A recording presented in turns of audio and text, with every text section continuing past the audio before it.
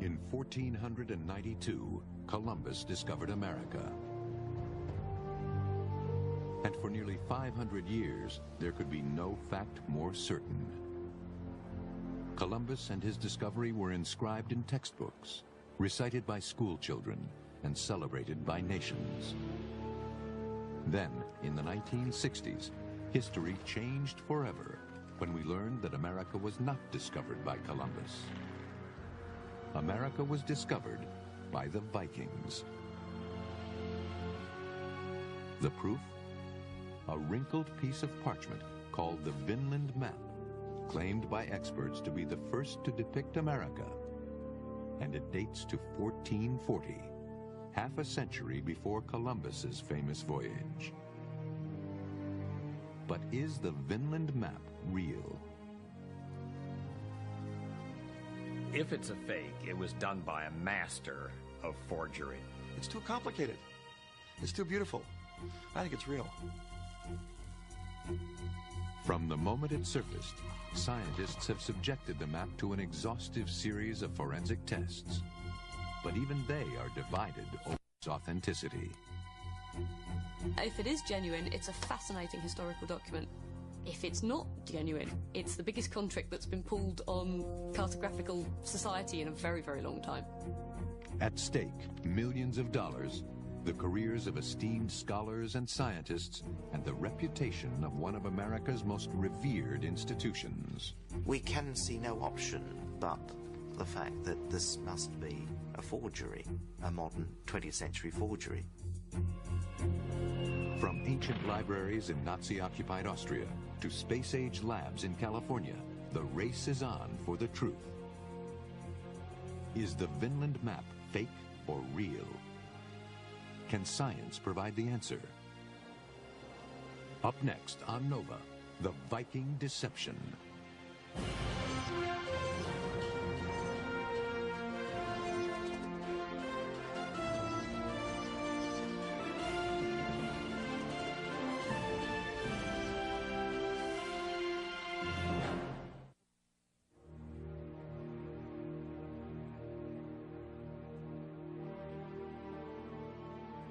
Here at the showpiece Beinecke Library, Yale keeps the Vinland Map safe for future study.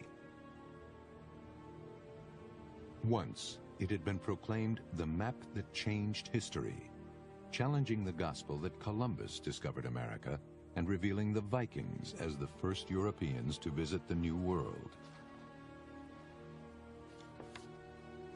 But today, the map is only accessible to select scholars who are investigating it not for its historical value, but rather to determine its authenticity.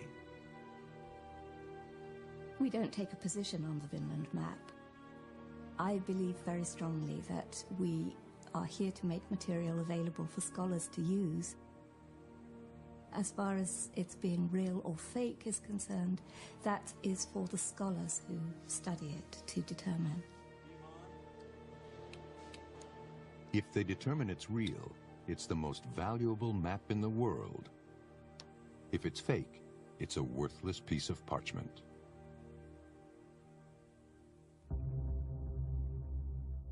London, the year 1957. Two book dealers arrive at the British Museum. One is J.I. Davis, an Englishman.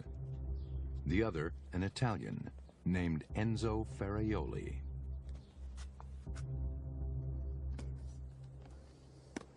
Ferraioli and Davis are hoping the museum experts will authenticate an intriguing volume they are offering for sale. The bulk of the book is a medieval manuscript called the Tartar Relation. The Tartar Relation is an account of a 13th century papal mission to gather intelligence on the court of the Mongol rulers with their great military capability. The manuscript Ferraioli and Davis are offering was transcribed by monks in the 15th century and bound together with a world map that appears to illustrate the text. To the east of Europe, the map shows lands conquered by the Mongols, the Himalayas, and even the island of Japan.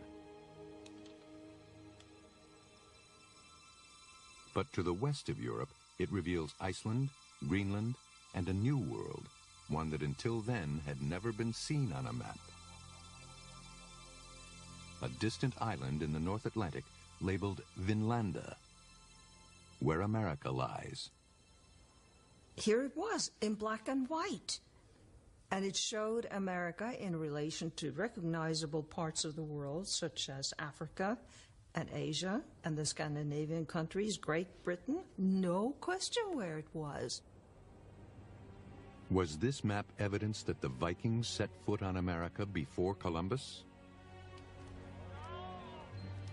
At the time, the only hint this could be true were two Norse chronicles called the Vinland Sagas. The word saga means telling, oral tales. And they were stories, oral histories, that were partly passed down for the edification of the next generation. Some of them were for entertainment more than anything. The Vikings were the greatest explorers of the Middle Ages. Their sturdy ships and seafaring skills took them far from their Scandinavian homelands and across harsh North Atlantic seas. By 870, they had reached Iceland. A century later, they colonized Greenland. And now, this map not only depicts Vinland where America is, it also includes a short inscription above Vinland describing its discovery by the Vikings. Suddenly, the Vinland map cast doubt on 500 years of textbook history. I was taught that Columbus discovered the New World. So was every other child the world across. And so this then was revolutionary in that sense. In 1957, when book dealers Ferrioli and Davis brought the map to the British Museum, it was the first serious evidence besides the sagas that the Vikings had discovered America. The Vinland map looked so good, two of the museum's experts were convinced it was genuine. But the head of the manuscript department, Bertram Schofield, had doubts. He was troubled that Ferrioli would not reveal anything about the map's previous history. In fact, Ferrioli's charm did mask a darker past. He was a fascist who, during the Spanish Civil War, had fought with General Franco's troops. Some claim he had a reputation for shady deals. He knew very well who he could buy just with little gifts, invitations to lunch, good cigars, good spirits and wines. In other words, he knew perfectly what everybody's price was in order to win their trust. Bertram Schofield refused to give the British Museum's stamp of approval to the Vinland map. Without authentication, Ferrioli and Davis would not be able to ask a high price. They decided to try another strategy. Geneva was one of the hubs of the European rare book trade. One Swiss dealer, the firm of Nicholas Rausch, was holding a series of auctions of books and manuscripts relating to the discovery of America. But without proof that it was genuine, Rausch would not sell the Vinland map.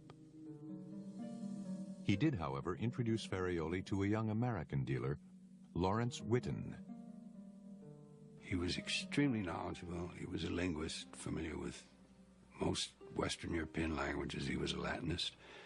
And his catalog descriptions were erudite. He was a very knowledgeable dealer. Away from the close scrutiny of the salesroom, Ferrioli offered Whitten the Vinland map. Despite the map's lack of a proper pedigree, Whitten, as he later wrote in a publication for Yale, was captivated. Whatever the Vinland map and the Tartar relation may ultimately prove to be, I fell under their spell in 1957. Whitten paid Ferrioli $3,500 for the Vinland map volume, In 1957, that was big money. But if he could prove that the Vinland map was drawn before Columbus arrived in America in 1492, he stood to make a fortune.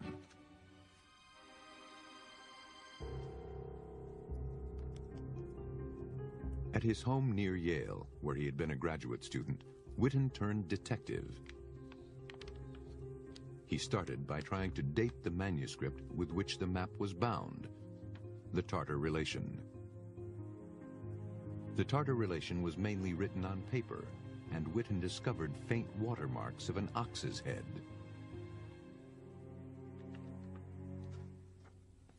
By finding the watermark in a reference book, he could show that the paper had been made in 1441. This indicated that the Tartar Relation was an authentic medieval manuscript. But the map was drawn on parchment, animal skin, and had no identifying watermark. What was its date? Witten's strategy was to prove that the Vinland map had always been bound with the Tartar Relation, which scholars generally agree is authentic. While examining them, he found an important clue: wormholes. If he could show that the holes from one document to the next, it would prove the Vinland map and Tartar Relation had always been bound together and had to be connected in time. But try as he might, Witten could not make the wormholes line up. Witten had come to a dead end. A year later, his fortunes would be transformed by a remarkable coincidence. A friend from Yale's Sterling Library brought Witten part of a well-known medieval history by a Dominican friar named Vincent of Beauvais. It was called the Speculum Historiale, or Mirror of History. That night, after dinner, he sat down with the manuscript and compared it to the Tartar Relation and the Vinland map. Immediately, he was struck by an amazing coincidence. My adrenaline began to flow as it dawned on me that the wormholes through the Vinland map exactly matched those at the front of Vincent de Beauvais' speculum. While the ones in the Tartar Relation just as perfectly matched those at the end of the same volume. As far as I was concerned, the Vinland map was authenticated then and there, beyond any reasonable shadow of doubt.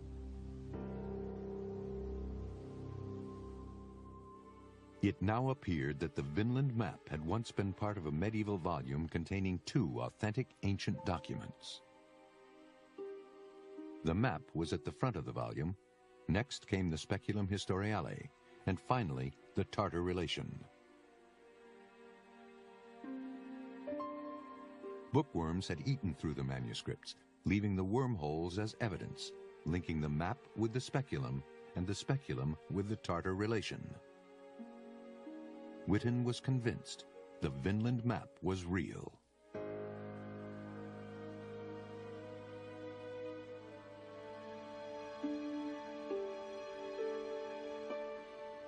Witten offered it for sale to Yale University.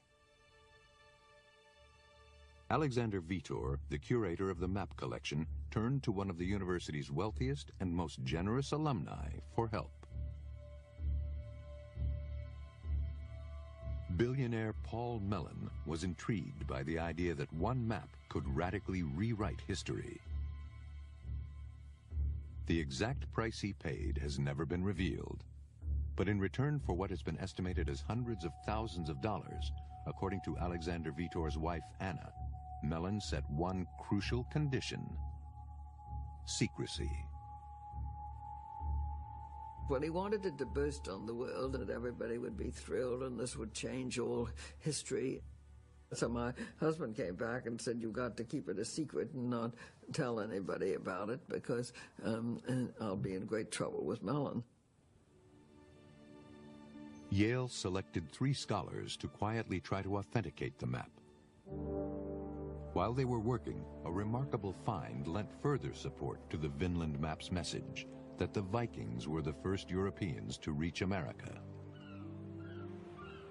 Since 1960, Norwegians Helga and Ann Steen Ingstad had been searching the Canadian coast for evidence of a Viking presence. At the fishing village of Lance o' Meadows in Newfoundland, they were taken to the remains of what locals described as an Indian camp. The Ingstads began excavating. Over the following years, they uncovered the remains of what appeared to be typical 11th century Viking buildings. And the artifacts inside them left no room for doubt.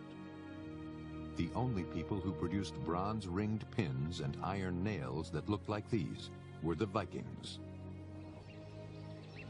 The Ingstad's announcement provided the archaeological proof that the Vikings had beaten Columbus to America.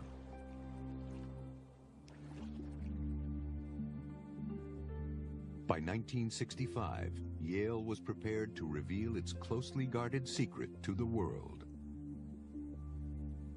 The three scholars had completed a lavish book in preparation for the Vinland map's unveiling. The only decision that remained was the exact date for the launch. Yale's benefactor, Paul Mellon, was consulted. Everybody in those days had a featherweight diary, and Mellon got his out. I'm going to be shooting, I'm going to be fishing, I'm going to be, and so forth and so on. Suddenly, on October 11th, he was going to be at a meeting up near New Haven, and so he said that will be the perfect time. Mellon's choice of date could not have been more provocative. October 11th was the eve of Columbus Day, the holiday commemorating Columbus's discovery of America. The launch party was a lavish affair. Its centerpiece was an ice sculpture of a Viking longboat created by Yale's chefs. As ambassadors mingled with academics, Alexander Vitor playfully donned a helmet sent as a gift by the King of Norway. The Vinland map was toasted as a crowning achievement for Yale and its billionaire benefactor. But from the press and certain sectors of the public, news of the map was greeted with hostility. The public was firmly convinced that Columbus had discovered America because that's what they'd learned in school, and suddenly they were told that it was not Columbus who discovered America, but the Vikings. And particularly the Italian Americans were very upset that Columbus had been removed from center stage. 21 million Americans will resent this great insult to Columbus, especially released in a day that we're honoring him. Do you have any children? I have one boy, yes, sir. You're going to send them to Yale? And never go to Yale. That would be the last university as far as I'm concerned. Beyond bruised pride and public outrage, there were serious concerns about the secrecy surrounding the map prior to its unveiling. Authenticating the map is a very big task. It requires one to have a lot of knowledge about orthography, paleography, material science, history, and in particular Old Norse history. And it was really ridiculous to think that any three people could pass a professional judgment on all these aspects.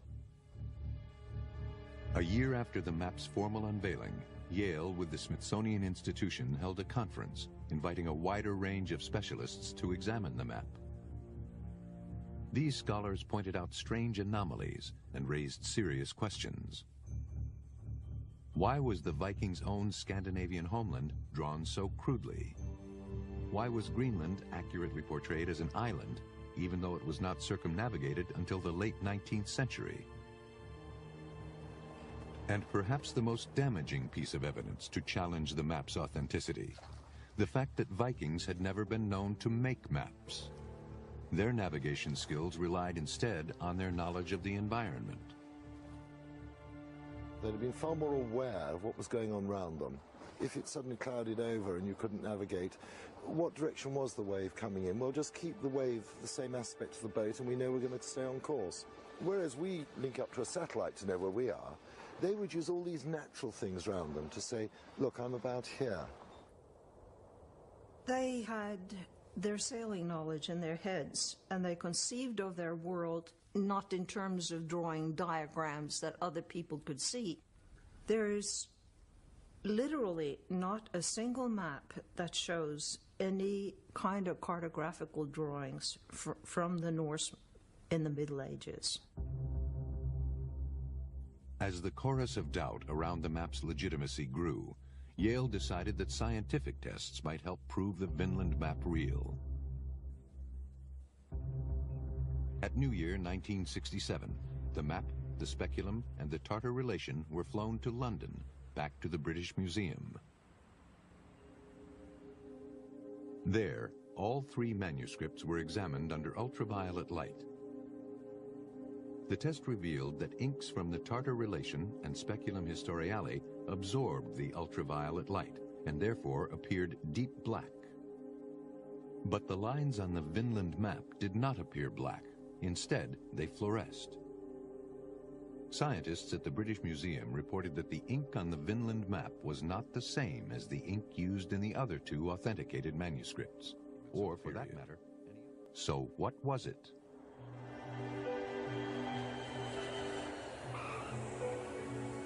Yale had the map flown back to the U.S. and contacted the Chicago firm of McCrone Associates. Dr. Walter McCrone was famous for pioneering the use of the microscope for forensic analysis. He achieved international fame for investigating the mysteries surrounding the deaths of Napoleon and Beethoven, and for uncovering evidence that the Shroud of Turin, with its image of Jesus, was a fake. Now, McCrone and his colleague Anna Tietzoff turned their investigative skills on the Vinland map.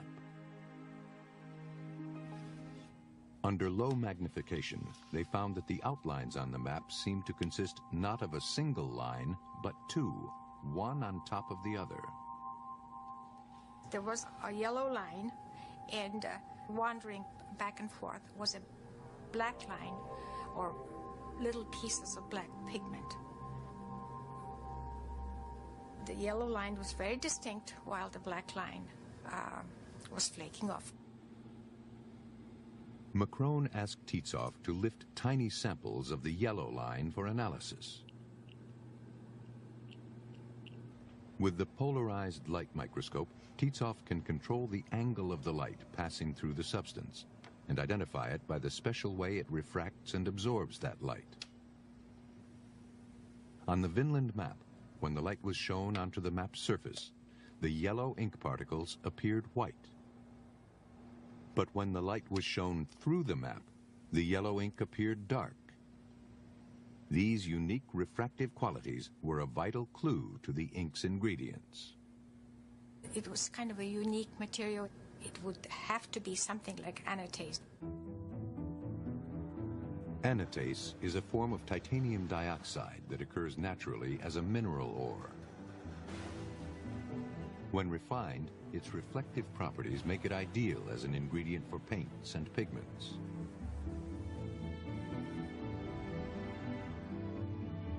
Anna Tietzoff scraped off a particle from the yellow line of the map and examined it under much greater magnification.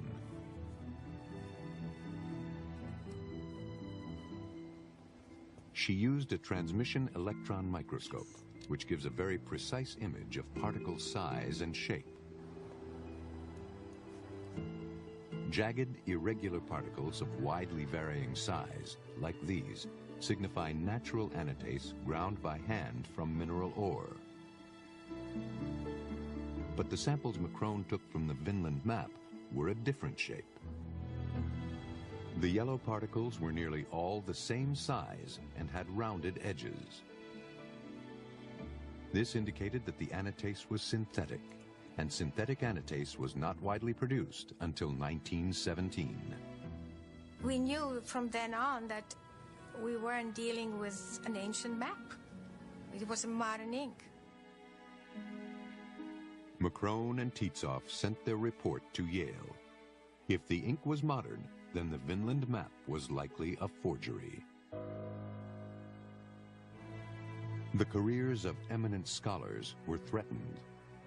The relationship between Yale and its generous benefactor was strained. The reputation of one of the world's most illustrious institutions was tarnished. And the most valuable map in the world was in danger of becoming a valueless fake.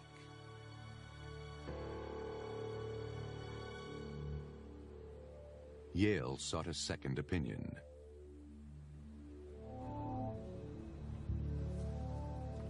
Since the late 1970s, a team at the University of California at Davis, headed by physicist Thomas Cahill, had been using nuclear technology to identify airborne pollutants. He had successfully used the same technology to analyze a Gutenberg Bible. Now, on the recommendation of the Smithsonian and the FBI, Yale hired Cahill to see if his technique could shed light on the Vinland map. Shielded inside a 10-foot concrete shell is the cyclotron. It uses an immensely powerful magnet to accelerate protons to enormous speeds. The protons are then focused in a beam down a steel tube. When the beam strikes an object, it generates a unique signature that measures the amount of each element that is present. The sensitivity is very great. In principle, we can see down to thousandths of a millionth of a gram of material. Over 2 days in 1985, Cahill's team took over 100 readings from the whole of the Vinland map.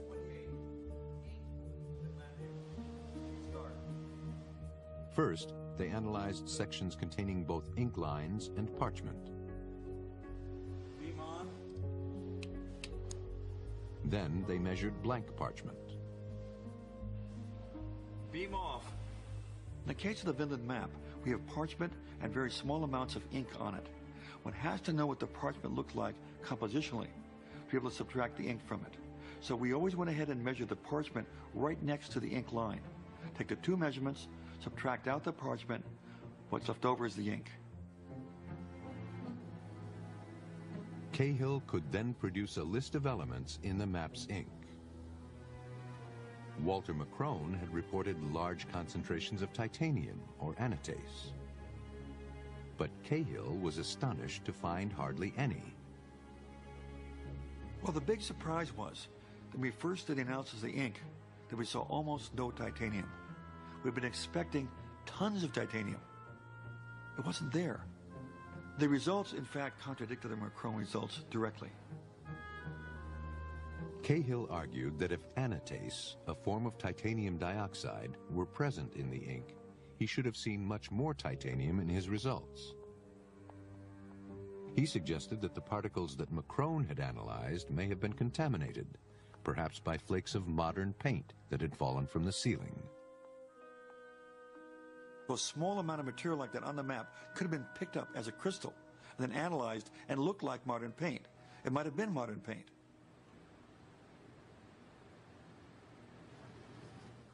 But Anna Tietzoff of McCrone Associates is adamant that her samples came directly from the yellow lines on the map. A lot of the particles were still attached to tiny little fragments of parchment. They were directly glued onto the parchment. So you had two techniques, both highly credible, which seemed to be in direct contradiction. The question remained, what was the yellowish pigment in the ink that McCrone and Anna Tietzoff had identified? Is it what McCrone suspected, anatase in its modern synthetic form, which could only mean the Vinland map is a forgery? Or are there other secrets hidden within the ink? The ink is the correct brown for a centuries-old map, and exactly how the writer achieved that seems to be a little bit of a puzzle. Brody Neuenschwander is an art historian and calligrapher who can write in the style of ancient scribes. He's putting his skills to work to discover how a medieval manuscript could be faked. I originally started with an interest in medieval manuscripts and was very interested in learning to imitate medieval styles of writing. It's also the case that you can't really write a proper medieval letter if you don't understand the inks that they used. In the Middle Ages, the most commonly used ink was called iron gall. Iron gall ink was cheap and easy to make. Galls are growths caused by the larvae of insects in oak trees. These were crushed to a fine powder and boiled in water to make a solution that looked like tea. Gum arabic, a kind of glue, was mixed with ferrous sulfate, a mineral containing iron. The thing that makes ink is the reaction between the iron in the ferrous sulfate and the tannin from the oak tree. These produce a rusting reaction on the page. The tannin and the iron together are oxidizing on the page and actually burning the letter into the surface. In fact, the English word ink comes from the Greek enkein, which means to burn in. This burning process over time causes the iron gall ink to change color.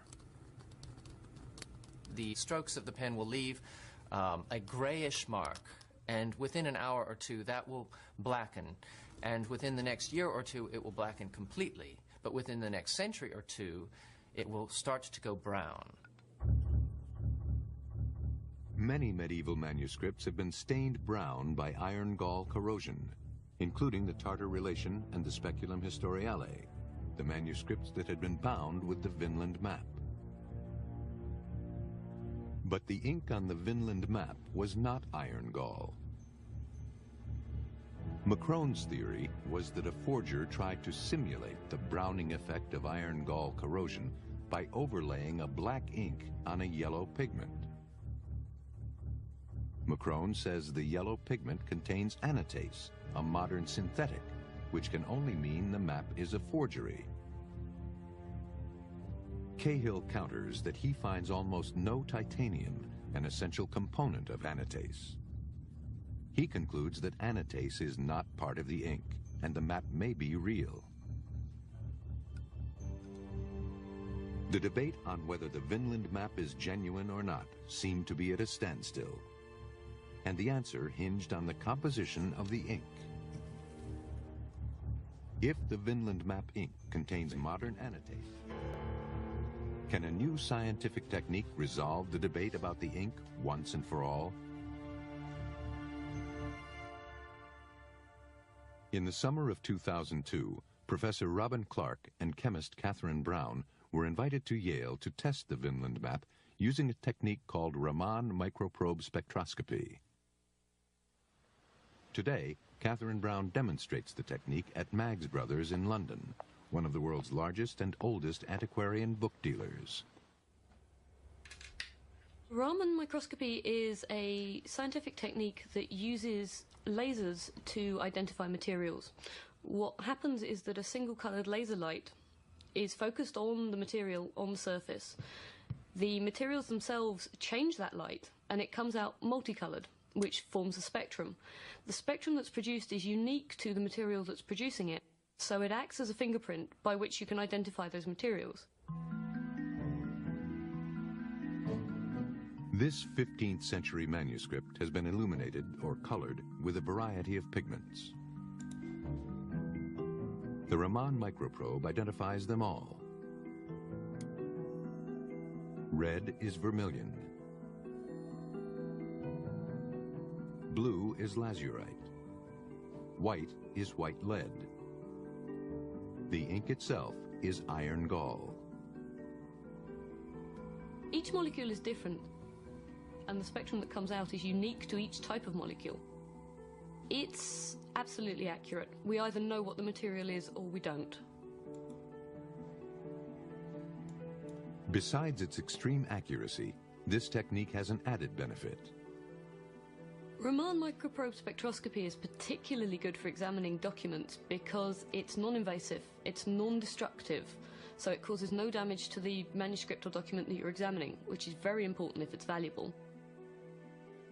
It was the perfect technique to settle the debate on the authenticity of the most valuable map in the world. Brown and Clark shot their laser light at the Vinland map. In the Vinland map, we confirmed that there is anatase on the yellowish-brown lines under the black. We could certainly detect that on the ink, but not on the body of the map. The presence of anatase in the ink and not on the parchment, and the fact already established by Macron that the anatase was synthetic, could only mean one thing. It wasn't something which could have fallen off the seal. It was deliberately placed as part of the ink. That confirmed absolutely what Macron had found. The only conclusion that we could draw from the evidence that we saw is that the Vinland map was produced sometime after about 1920. So what does all this evidence add up to? The lack of any other maps made by the Vikings. Macron's findings that the ink on the Vinland map contains synthetic anatase manufactured after 1917. And now Brown and Clark's confirmation. To date, every conceivable test that could be done has been done. And the conclusion today is that the map is a fake. It's a modern forgery.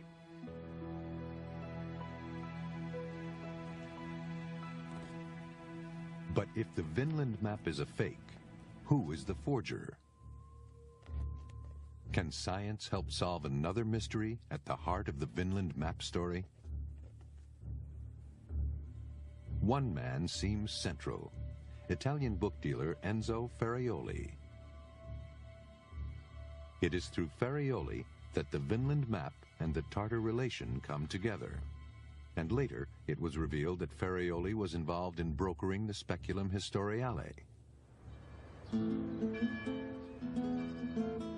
Ferraioli made Spain his adopted country, and it is there where important clues to the forgery can be found.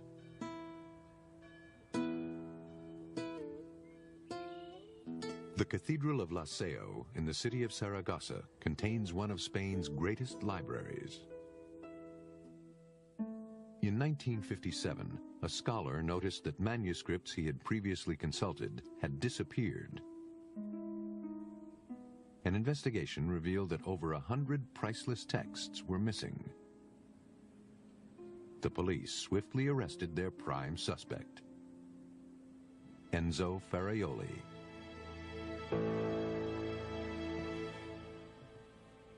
At a special tribunal, the prosecution claimed that Ferraioli had charmed the librarians who allowed him to roam at will through their collection. Apparently,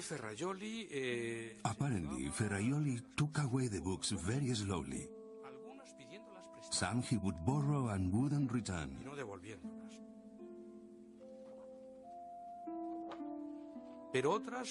But other books he would smuggle away hidden in newspapers, in a bag or a briefcase. And then, of course, the perfect system was to destroy the record cards, so nobody could ask for these books. The answer from the archivist was, these books are not here because they don't appear in the index.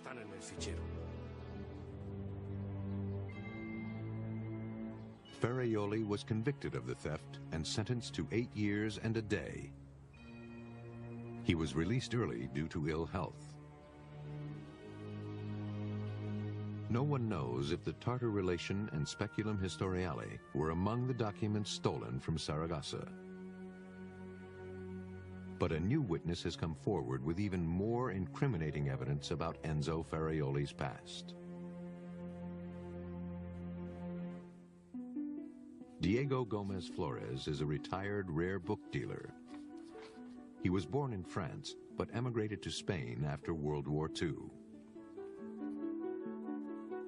Gomez first met Enzo Ferraioli in Barcelona and remembers a day in the mid-50s when Ferraioli gave him a lift in his distinctive Fiat Topolino. Ferraioli bragged that he had obtained the manuscript of the Tartar relation and bound it together with a map. He said, They had folded it and placed it in the binding. In order to pass it off as authentic, the map had to be bound in. So it was the form in which they were able to sell the book, as if the map was part of the book.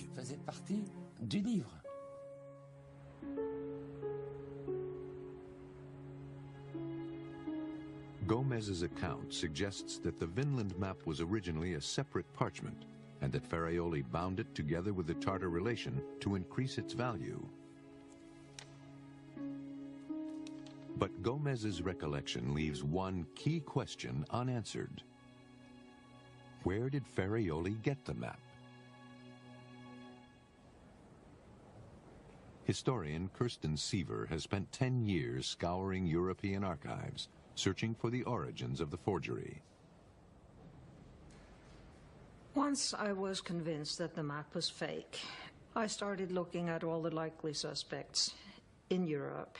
It had to be somebody with the right kind of knowledge. And I narrowed it down to one man. Siever's research led her to believe that Father Joseph Fischer, an Austrian Jesuit priest, had the means, opportunity, and motive to create such a masterpiece of deception. From 1895 to 1939, Fischer lived and taught at Austria's prestigious Stella Matutina, a college that attracted students from throughout Europe, including Sherlock Holmes author Sir Arthur Conan Doyle and Irish novelist James Joyce. Fischer was an authority on world maps of the 15th and 16th centuries. In 1902, he published a book professing a radical new theory, one that challenged 500 years of history. Father Fischer was one of the first to propose that the Vikings were the true discoverers of America. Father Fischer certainly had a fondness for discovering maps that showed the first of something.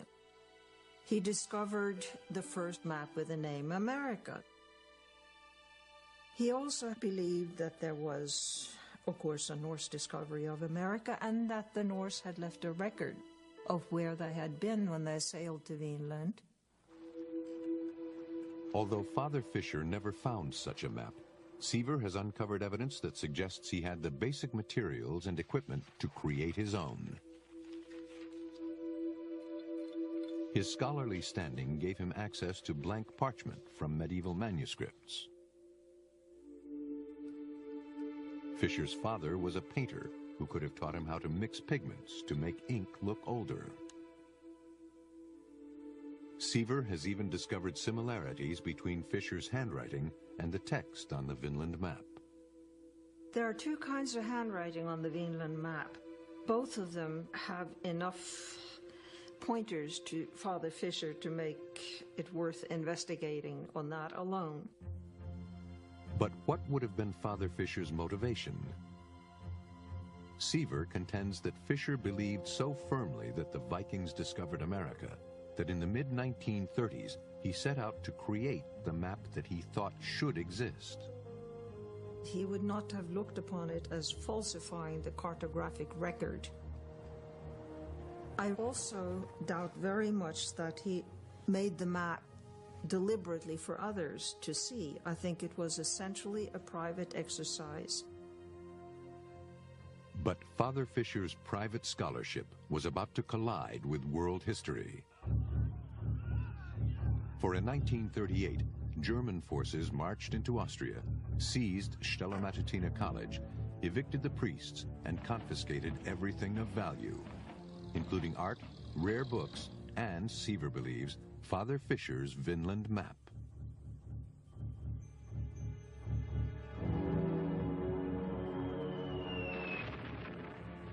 Hitler's campaign of world conquest was fueled by a belief in an Aryan master race, embodied by Germans who traced their cultural roots to the Vikings.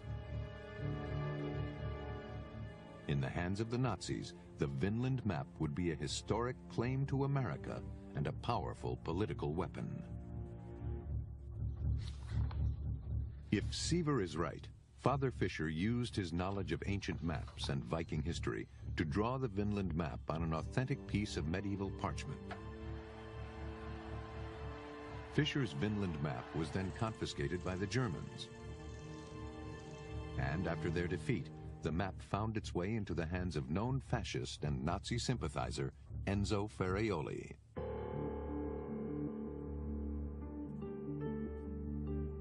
A first step in determining if Father Fisher was the actual forger is to see if the parchment on which the Vinland map is drawn is medieval in origin. One way to date parchment is by carbon-14 analysis. Since parchment is smooth, it uses the regular decay of carbon atoms to arrive at a date within a probable range of accuracy. The only problem is the process destroys the sample. But Yale agreed to let a group of scientists under the direction of Garman Harbottle cut the smallest sliver from the map. Here was this thing worth many millions of dollars. It was horribly nervous. I was a nervous wreck during the time the thing was going on. I calculated later that the value of the piece we sliced off was $40,000 or $50,000. And of course, one doesn't do that lightly. One does it very carefully. Harbottle sliced a thin sliver from the map into 6 samples. The first sample tested dated to the 1950s. Thinking the modern date a mistake, perhaps due to contamination or a poor attempt at conservation, Harbottle's team cleaned off the surface of the remaining samples with acetone. Acetone, which should have no effect on parchment at all, was extracting about 30% of the weight. In other words, the weight of the parchment was 1/3 foreign matter. That's a lot, 30%. With the foreign matter removed, he then tested the remaining parchment samples. Instead of 1950, these dated to around 1440. Harbottle concluded that the Vinland map was drawn on authentic medieval parchment. But other scientists were puzzled by the discrepancy. When I first heard about the results from this, what I heard was crazy. One measurement had said that the map was modern, and that the other measurement had said that the map was old. What could account for such radically different test results? One possible answer is a crude attempt at conservation carried out in the 1950s. Another answer lies in a centuries-old process for turning rough animal skin into finished parchment by adding a coating that provides a smooth writing surface. Somebody took an old piece of parchment dating back to 1440, stripped off the surface, and replaced it with a new surface. This new surface could explain why the first sample, which was not cleaned with acetone, dated to 1950. The body of the parchment is ancient, but the surface is modern. The map we see today was put down on the surface of the parchment, and therefore we can only conclude that the map was put on the parchment since 1950. These findings suggest that a forger took an ancient parchment, resurfaced it in the 1950s, and upon it drew the infamous Vinland map. If true, this would eliminate Father Fisher, who died in 1944, as a suspect.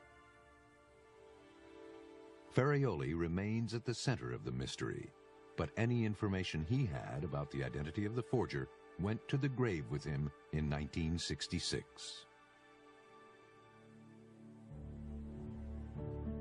For nearly 50 years, the Vinland map has been both celebrated and damned. When it first appeared, it challenged the gospel that Columbus discovered America and proclaimed the Vikings as the earliest Europeans to visit the New World. It's ironic that even though the Vinland map is most likely a fake, we now know through archaeological evidence that the Vikings were the first. So why does the debate over the Vinland map refuse to die? The Vinland map is still discussed as though it was a life and death matter. I think this is just a very natural human trait to argue over these things. I don't think the argument will ever stop. I think it's all part of the scientific ethos that we are interested in knowing answers to questions and finding out what's true and then dismissing speculation that is clearly not true. Scientific data has shown that it's a fake. The scientists are just reluctant to accept it. Even now, new studies are underway, but it is unlikely they will settle the debate. Science doesn't really deal in truth, but science does deal in facts. How you choose to interpret those facts is up to you. Given the facts that we have seen with the Vinland map, I conclude that it's a forgery. Other people still disagree.